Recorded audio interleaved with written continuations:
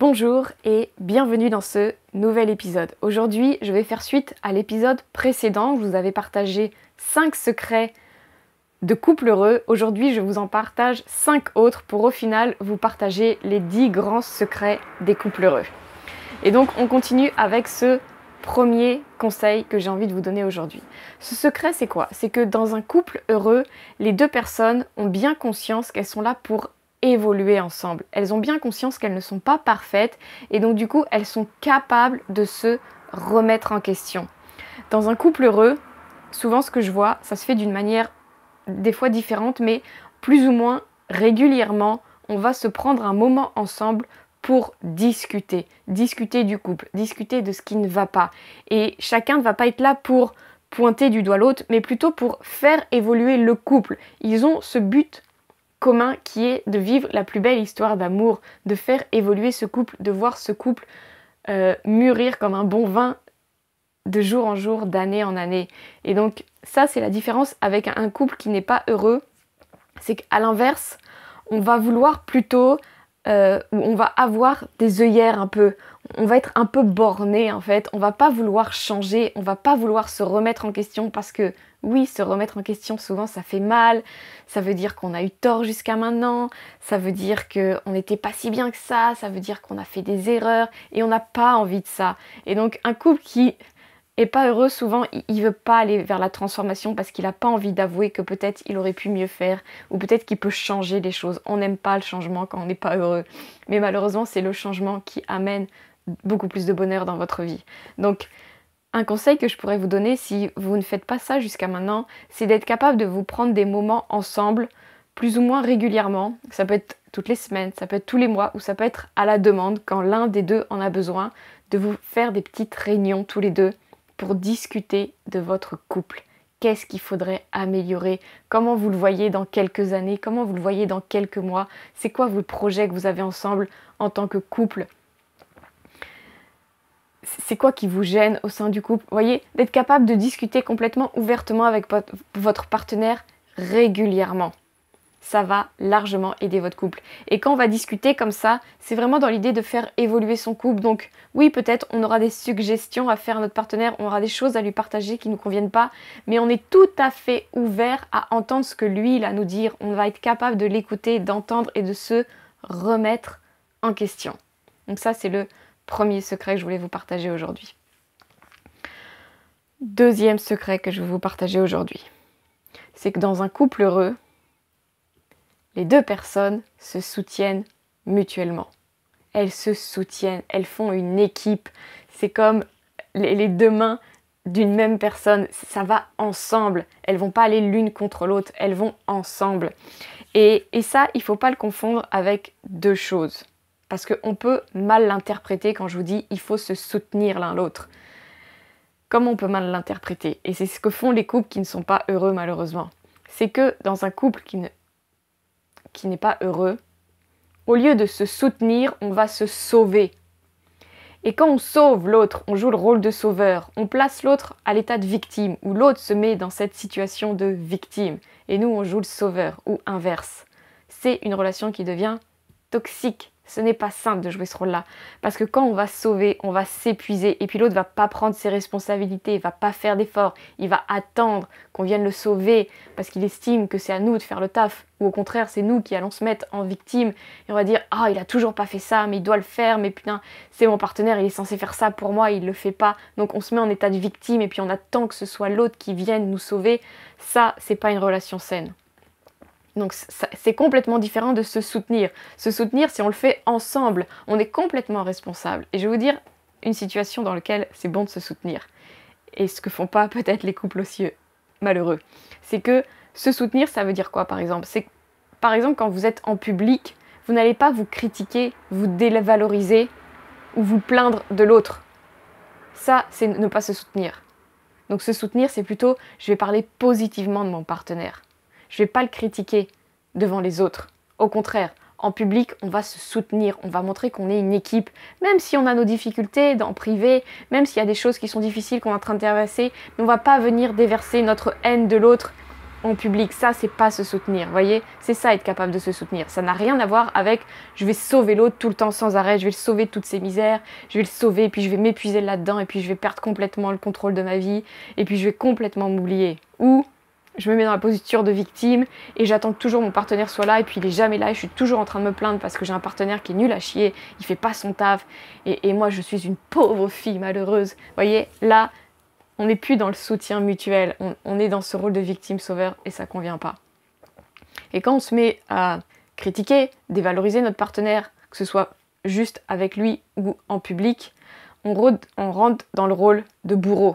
Donc vous voyez, on est dans ce triangle de Karpman. Donc l'idée c'est de sortir du triangle de Karpman où il y a la victime, le bourreau, le sauveur. Quand on est l'un, souvent, il y a les autres qui traînent autour. Et donc sortez de tout ça, sortez de la victime, de la sauveuse et du bourreau. Parce qu'à partir du moment où vous allez en sortir, vous allez prendre vos responsabilités, vous allez vous soutenir en tant que couple, votre partenaire n'aura pas d'autre choix en fait que de faire de même. Ça pourra prendre du temps, mais il n'a pas d'autre choix que de sortir lui aussi. Parce qu'on ne peut pas jouer ce rôle tout seul. Il faut forcément être deux pour jouer et être dans le rôle de Karpman, dans le triangle de Karpman. Donc, point numéro 2, on se soutient. Mais en tant que deux personnes responsables. Point numéro 3, on se respecte nous et on respecte l'autre dans nos différences. Ça veut dire quoi? Ça veut dire que dans un couple heureux, on sait qu'on n'est pas pareil, on sait qu'on est différent, on sait que on est différent, on veut des choses différentes et on fait des choses différentes. Mais on s'accepte comme ça. Ça veut dire quoi? Ça veut dire que, et c'est quoi la problématique? C'est que souvent dans les couples qui ne sont pas heureux, il y a deux choses qui peuvent se passer. C'est soit on va voir qu'on est différent et on va pas s'autoriser, nous, à être différent de l'autre. On va pas s'autoriser à se comporter de manière différente. On va pas se comporter, on va pas oser avoir des choses que l'autre, on sait que c'est pas ce qu'il veut lui. Et donc du coup, on va pas s'autoriser à l'acheter, par exemple, à posséder quelque chose qu'on sait que c'est pas le délire de l'autre. Ou on va pas s'autoriser à faire des choses qu'on sait que c'est pas le délire de l'autre. Parce qu'on va pas s'autoriser, parce qu'on va penser que pour être aimé, que pour être accepté, que pour le couple fonctionne, il faut qu'on soit pareil. C'est pas vrai. Et deuxième problématique, c'est que, qui peut se passer, c'est pas sur nous qu'on va se restreindre, mais on va vouloir restreindre l'autre. On va pas vouloir qu'il soit qui il est. On va pas vouloir qu'il soit, qui il est vraiment. Donc on ne va pas l'autoriser à être lui-même. On va lui faire des reproches, on va le critiquer, on va l'empêcher.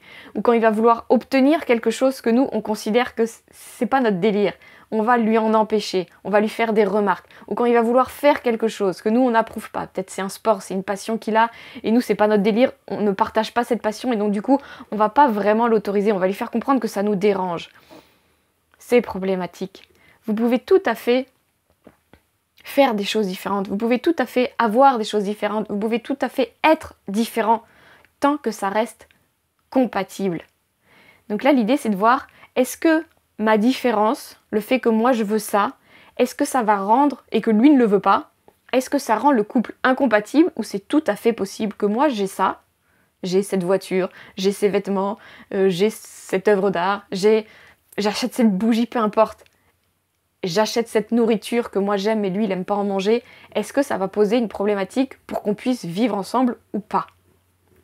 Pareil pour faire, est-ce que moi je veux faire ça, est-ce que ça va poser une problématique dans notre couple? Est-ce que le fait que je parte en voyage, le fait que je veuille faire cette activité, le fait que moi je veux tout le temps voyager, le fait que je veux faire ce métier, est-ce que ça va poser une problématique dans notre couple ou pas? Si c'est tout à fait compatible, osez être vous-même. Et si vous voyez que c'est pas compatible, restez encore vous-même, mais changez de partenaire. Parce que l'idée, c'est pas de se restreindre au point de ne plus être qui on est, de ne plus faire ce qu'on est censé faire sur cette terre et de ne pas avoir ce que nous, on mériterait ou on voudrait avoir. Donc ne vous restreignez pas et faites de même avec votre partenaire. Laissez-le être qui il veut être, laissez-le avoir ce qu'il veut avoir et laissez-le faire ce qu'il veut faire. Parce que c'est comme ça qu'il va s'épanouir et c'est comme ça que votre couple va pouvoir s'épanouir. Donc on se respecte mutuellement dans nos différences tant qu'on voit que c'est compatible. À partir du moment où ça rend l'un vraiment malheureux, il est temps de discuter, d'avoir cette conversation. Et ça va être mon point suivant. D'avoir cette conversation pour voir où il en est notre couple. Et est-ce qu'on est vraiment fait pour rester ensemble ou pas. Point numéro 4, c'est cette histoire d'avoir cette communication. L'idée, c'est que il faut accepter les disputes, les conflits, les moments difficiles. Dans un couple heureux, on sait très bien que le couple, c'est pas une ligne droite comme ça, mais que ça va être au contraire des hauts et des bas. Et encore mieux, ça va être des hauts et des bas qui vont nous monter sans cesse vers le haut. Donc on va vivre des bas, et c'est en allant vivre ce bas que ça va nous permettre de monter au palier suivant dans notre vie. Et puis on va arriver à un moment extraordinaire, et puis quelques temps plus tard, il y a un nouveau bas qui va arriver pour nous faire monter à un niveau encore plus extraordinaire. Mais ça, c'est les couples heureux qui vont être capables de vivre ça. Parce qu'un couple malheureux, ça peut faire ça. C'est-à-dire que chaque période difficile va nous enfoncer encore plus bas parce qu'on va pas être capable de gérer la période difficile. Donc, un couple heureux, il sait gérer les moments difficiles, il les accepte, il sait que ça fait partie du couple. Il n'est pas là à les rejeter, à les repousser. Il n'est pas là à les éviter. Et il n'est pas là à en faire toute une histoire monumentale. Donc c'est ça les deux problèmes des couples malheureux, c'est que quand il y a un conflit qui est sur le bord d'arriver, dans un couple pas heureux, soit on va l'éviter, on va le rejeter, on veut pas le voir, on va faire comme si. Et donc là, on va complètement manquer d'authenticité, on va commencer à porter des masques, donc à jouer des rôles, à rentrer dans notre ego, à faire comme si, à faire genre, pour surtout pas vivre ce putain de conflit qu'on n'a pas envie de vivre, c'est pas le moment, etc. C'est jamais le bon moment pour vivre un conflit. Il faut y aller quand il faut y aller. Et la deuxième problématique, donc c'est pas qu'on l'évite, mais c'est au contraire qu'on va aller à l'affront parce qu'on est super vénère, parce que nous on a envie de percer l'abcès, et donc on va y aller, on va exploser avec notre colère, ou on va en vouloir à notre partenaire, donc on va lui faire la gueule pendant des jours, et des jours, et des semaines, ou c'est l'autre aussi qui peut faire ça, mais là moi je vous parle à vous. Et ça va durer, et le conflit qui aurait pu être géré de manière saine en quelques heures seulement, va prendre des semaines, des mois à être résolu. Et donc du coup, ça va ne faire que abîmer un peu plus la relation. Et on va douter de cette relation, et on va dire qu'elle est vraiment pourrie, mais parce qu'on va pas crever l'abcès correctement, de manière saine. On va pas gérer vraiment ce conflit. Donc dans un couple heureux, on sait que les conflits, ça fait partie de la vie. On sait que ça fait partie du couple. On sait qu'ils sont là pour nous faire avancer, pour nous faire évoluer. Parce qu'un couple, il faut qu'il évolue. Et il va pas évoluer si tout va bien. Il va évoluer, il va se remettre en question. S'il y a une problématique qui est là, sur la table, eh ben on va la gérer, on va la prendre. Et puis on va s'en occuper de manière saine, avec amour. On va dire, ok, c'est bon pour nous ça, on le sait, ça va nous faire évoluer que positivement. C'est que du bon pour nous. Voyez ? Et on va être capable de se remettre en question, et on va être capable d'écouter l'autre. Et on va se soutenir ensemble pour vivre ce moment difficile qu'on est censé vivre. Vous voyez ? C'est complètement différent. Donc, acceptez les conflits, acceptez d'aller les vivre. N'ayez pas peur d'avoir cette dispute, n'ayez pas peur d'avoir peur. Et posez-vous, j'ai peur de quoi quand je vais vivre ce conflit ? J'ai peur qu'on se quitte, j'ai peur... Et pourquoi j'ai peur qu'on se quitte ? Parce que j'ai peur d'être abandonnée, j'ai peur de me retrouver toute seule, j'ai peur qu'il soit méchant avec moi, j'ai peur de quoi ? Allez voir les peurs qui fait que vous n'osez pas aller vivre ce conflit. Quand vous allez identifier les peurs, ça va déjà un peu plus vous aider à aller les affronter, ces peurs. Et puis une fois que vous aurez affronté des conflits, après vous n'aurez plus peur. Et puis quand vous en aurez un, vous irez, parce que vous savez que c'est ça qu'il faut faire. Dernier secret des couples heureux, c'est cette capacité à écouter. Donc, je ne sais pas si vous vous êtes rendu compte, dans tous les secrets que je vous ai partagés, on parle beaucoup de communication, d'être capable, et il va falloir communiquer.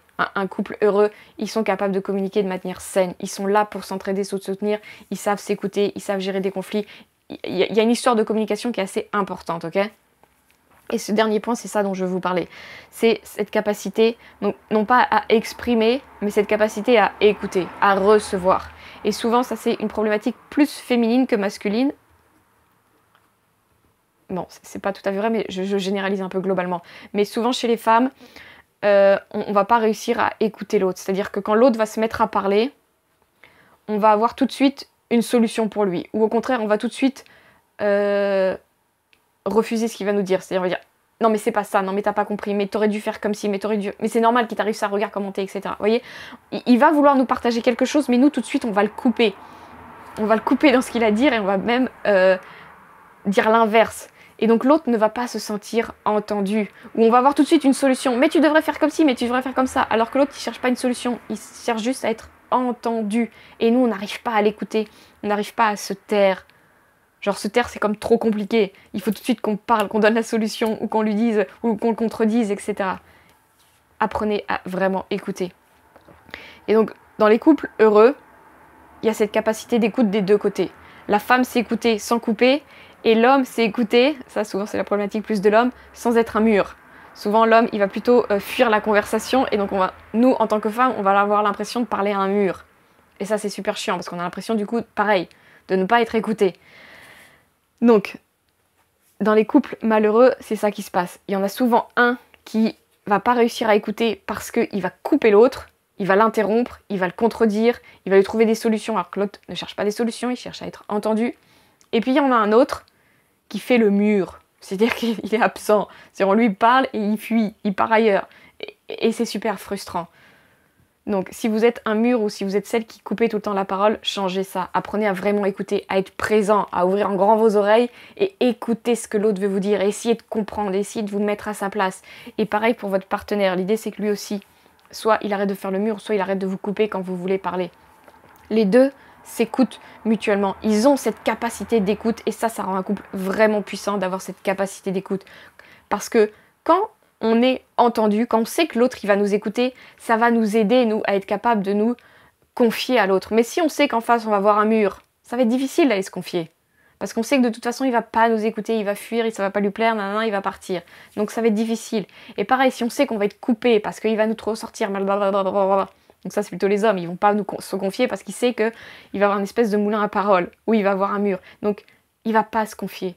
Donc c'est important d'apprendre à écouter parce que vous, ça va vous aider dans tous les domaines de votre vie d'apprendre à écouter, ça va vous aider à comprendre mieux votre partenaire et ça va aider l'autre à se confier davantage. Et pareil pour vous, si l'autre est capable d'écouter, ça va être tellement agréable pour vous d'avoir cette sensation d'être écouté et pour vous, ça va être beaucoup plus facile de vous confier et pour l'autre, bref, vous comprenez, ça va, je m'embrouille, mais ça va aider les deux personnes en fait, que chacun apprenne à écouter. Celui qui écoute et celui qui se confie.